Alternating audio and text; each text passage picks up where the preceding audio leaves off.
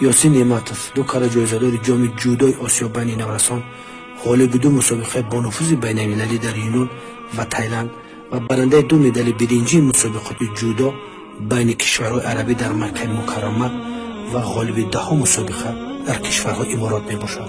همین پهلوان یاسین نعمتوف پرچمبردان وطن عزیزم معامله تهدید با کسلی سرطان لیفیوس گرفتار شده است.